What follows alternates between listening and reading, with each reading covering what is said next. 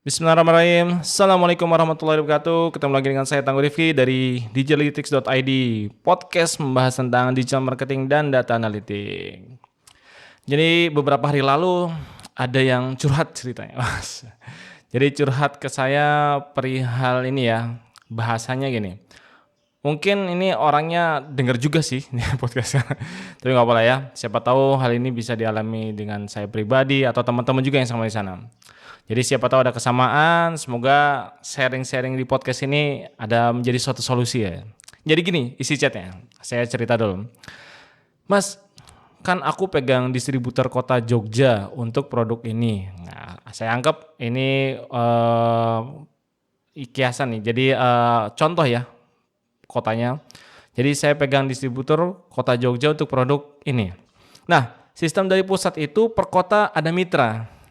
Yang jadi masalah, aku kan ngiklan pakai Google Ads, targetnya Indonesia. Nah, seringkali dapat leads atau yang berminat jadi mitra atau end user atau partner ya. Tapi di luar kota Jogja, karena dari pusat sistemnya mitra per kota. Jadi seringnya itu pasti tanyanya ya cari yang terdekat gitu kan. Misalkan akhirnya gagal closing seringnya. Padahal udah dikasih free ongkir tetap gitu. Jadi bingung nih, jadi nggak closing gitu ya. Jadi, nah, kemudian dia ngasih tahu ini produknya Mas dan ini web officialnya. Oke, itu session curhatnya dia. Nah, jadi saya nangkepnya adalah dia dari Jogja, kemudian dia targeting Indonesia. Nah, saya pertanyaan gini, kenapa nggak targeting di daerah itu aja gitu kan? Nah, kemudian saya lihat cek, sebut aja web officialnya minyakantimiskin.com. Nah, saya anggap produknya minyak pelumas gitu untuk anti miskin gitu. Nah, saya sarankan lah targetnya sesuai dengan lokasi kemitraannya, karena kan kita kalau targetnya kemana-mana malah nggak bisa closing gitu jadi ya. Misalkan Jogja gitu. Nah, kata dia dapatnya dikit. Ya jelas lah misalnya gitu. Saya penasaran lah, emang yang ditarget kata kuncinya apa? Ternyata dia target pakai kata kunci brandnya. Sebagai contoh, kata kuncinya itu minyak anti miskin. Misalkan tadi kan officialnya namanya minyak anti miskin. Saya anggap ya ini ya. Sebagai contoh. Jadi dia target pakai nama brandnya. Nah, sebagai catatan, nih dari saya pribadi, kalau kita pakai kata kunci si brand, pastikan dan cek seberapa kuat brand itu di daerahmu. Lah kalau brandnya baru, kalau belum positioningnya dan nancep ya repot gitu. Kadang nih ya, kadang ini sejati saya pribadi. Bisa jadi strategi pembukaan mitra itu salah satu strategi meleverage bisnis gitu. Dengan open distributor atau keagenan, ya itu salah satu fungsinya ya. Jadi untuk menaikkan brand itu di daerah masing-masing. Jadi strategi adalah membuka distributor di daerah Jogja, buka distributor atau agen di daerah Jakarta. Jakarta dibagi untuk Jakarta Selatan ya. Itu salah satu lagi meleverage ya. Dengan harapan si brand gitu kan, agen ini bisa mantap marketingnya dan terjadilah kenaikan sales. Jadi semacam kayak buka cabang ya, banyaklah jalur distributionnya. Nah, acap kali ya, si brand kurang mengedukasi ke market, jadi agen kerepotan dalam menjual. Saya pernah belajar dari hal ini dari Mas Dodi Zulkifli, bahas tentang brand. Kalau pemilik brand itu memang tugasnya menciptakan demand, permintaan gitu. Agen atau distributor pasti akan datang dengan sendirinya. Nah ini saya masih ingat banget tentang ini. Jadi alis yang saya tangkap ada margin atau peluang pasti pada mau ikutan jadi distributor atau agen karena market udah mencari-cari gitu. Contohnya misalkan saya tinggalnya di Depok, tiba-tiba belum ada yang dibuka agen Indomie.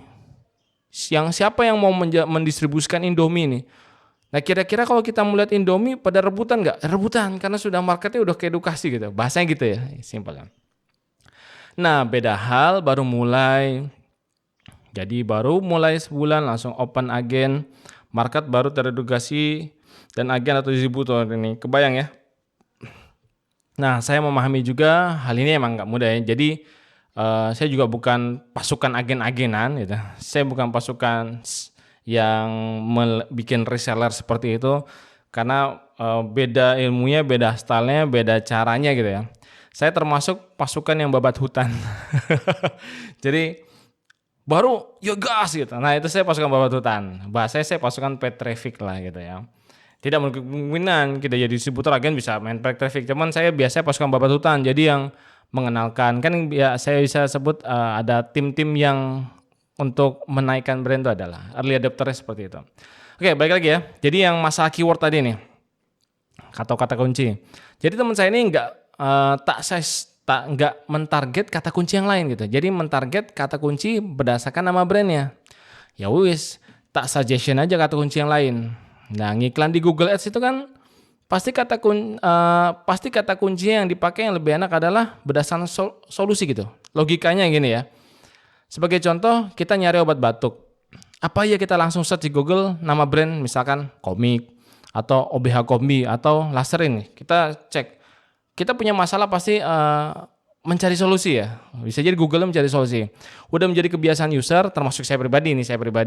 Bisa jadi teman-teman juga begini. Nyari solusi di Google yang dicari adalah kata kunci solusinya, bukan si brandnya. Maka memang tugas brand ini menaikkan kata kunci solusi dari yang dicari user. Bener nggak? Setuju? Bener nggak? Jadi alias si brand kita ini muncul di kata kunci tertentu yang related. Jadi misal nih, brand kita tadi adalah minyak anti miskin. Berarti saat orang mencari kata kunci, cara agar kaya dengan mudah gitu, muncullah brand kita ini gitu. Atau kata kunci lain, cara mengatasi kemiskinan. Nah, minyak kita harus muncul gitu. Minyak anti miskin. Jadi sekali lagi bukan menggunakan nama brandnya, bukan minyakantimiskin.com itu yang bukan kata kunci itu bukan gitu. Jadi lebih baik menggunakan kata kunci yang solusi dari produk yang diiklankan atau dimarketingkan. Tapi apa boleh pakai kata kunci brand? Ya boleh aja, apalagi kadang-kadang pakai kata kunci brand kompetitor. ada yang begitu, tapi jangan ya. Tapi jangan lupa sama kata kunci solusi dari produk tersebut ya, ini kan lagi ya. Atau value dari produk ini. Saya coba iseng search deh, kata kunci miskin ini ada nggak ya? Ternyata setelah saya cek, sebelum saya bikin podcast ini, memang nggak banyak yang mencari kata untuk biar nggak miskin. Ya, rata-rata lebih ke pendataan lah. Coba teman-teman bisa search aja. Sebaliknya kata kunci kaya dan kawan-kawannya, nah ini dia. Pencariannya banyak juga. Misal, cara cepat kaya. Ini pencarian sampai 6.600 tiap bulannya loh. Bisa ditarget nih yang mau cari cepat kaya nih. Dengan produk yang jelas, bukan dengan yang lain. Belum lagi kata kunci turunannya atau sejenisnya. Wah, tenan ternyata. Kurang lebih itu ya. Jadi teman saya ceritanya dia punya jadi sebagai agen salah satu produk. Saya anggap tadi adalah minyak anti miskin bahasa produknya. Ternyata dia kebagian di kota Jogja. Cuma pas di kota Jogja dia target Indonesia. Ya tiba-tiba nanti ada yang beli di Medan nggak bisa dong gitu kan. Apalagi ada akad untuk kemitraan. Terus saya cek kenapa dia nggak pakai kata kunci solusi dari produk itu untuk di daerah Jogja. Pasti kan ada solusi masalah-masalah yang diselesaikan dari masing-masing produk. Nah, dari pakai kata kunci itulah yang diiklankan di daerah masing-masing.